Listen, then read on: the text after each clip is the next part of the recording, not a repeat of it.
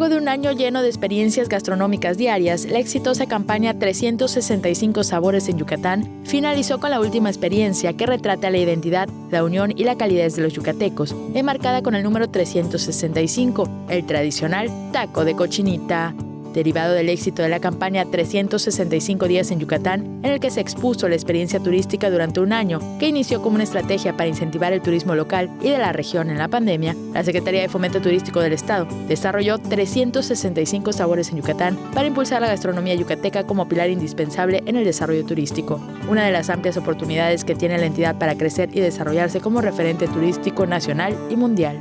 La estrategia 365 Sabores en Yucatán mostró la cultura gastronómica de la región para captar los antojos de los visitantes, para que conocieran la historia, tradiciones y origen de la cocina yucateca, impulsando el consumo regional y descentralizando la oferta culinaria del estado, demostrando la amplia variedad de olores, sabores, saberes y costumbres, desde lo ancestral y tradicional hasta la gastronomía contemporánea, cocina de autor y de fusión. En el año de la gastronomía yucateca, la gran variedad de experiencias gastronómicas presentadas en la campaña también se debe en gran parte a la industria local por su amplia oferta culinaria. Resaltaron ingredientes de origen regional, chefs locales, nacionales e internacionales que adaptaron a sus cocinas productos yucatecos y experiencias para que los visitantes aprendan y lleven conocimiento ancestral a su hogar, platillos clásicos, fusión y únicos. Cocineras tradicionales que conservan sus raíces intactas, postres con frutos y mieles del estado, restaurantes con conceptos vanguardistas o clásicos, desde los más sencillos hasta los más modernos, mixología, antojitos, entre otros. Tele Yucatán te informa.